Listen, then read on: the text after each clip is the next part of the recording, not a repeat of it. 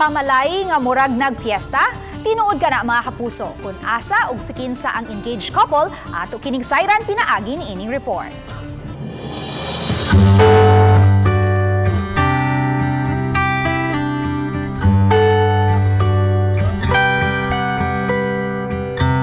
Ingon sila ang Hunyo buwan sa tingkasal.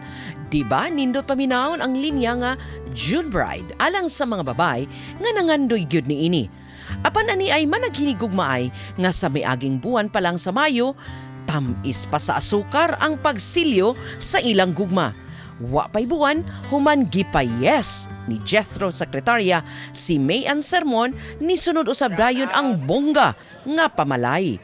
Dili basta-basta kay ang ilang mga bisita murag ni tambong og kumbira sa piyesta. Ang okasyon, way gipiling paryente kay ang tanan nakakaon kay pinaagi usab kini sa ilang pagtinabangay. Managsilingan sila og lugar kay si Jethro taga Toledo City o si Mayan sa Balamban. Kay mahulagway man nga medyo enggrande ang pamalay, pila man gyud kaha ang ilang nagasto. Ang nagasto bitato niya, sir, more or less 100,000. Base sa mong pagbunabana, sir, mga more or less 1,000 dito sa katausan. Sa kadaghang ni saksi og bisita sa kumpirmasyon ni Jethro nga maangko na gyud ang gugma ni Mayan og kadagko sa gasto, wa nila kini igsapayan basta lang kuno magkatapok ang tanan. Mausab kini ang gusto sa iyang ginikanan ug daw nahimo na nga tradisyon sa ilang pamilya. Og sa umaabot nilang pagsud na sa sag sa kaminyoon, ing-ani ba usab kaha ang gidaghanon.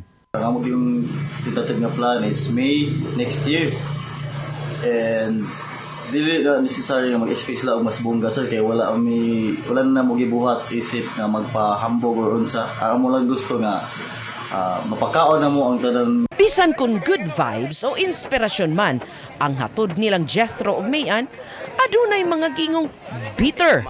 Apan alang kang Mayan, mag-expect dito, sir, basta social media daghan jud kay mga negative comments, pero wala lang mi nagmind ato, sir, kay as long as nga wala mi gitamakan nga lain tao o wala mi gibuhat daotan sa mong isig ka tao. Invited do sila tanan og walay uban nga yung nga nagsirok ng uban na wala tanan yung nakita tabang to sa pag-apod-apod sa mga pagkaon.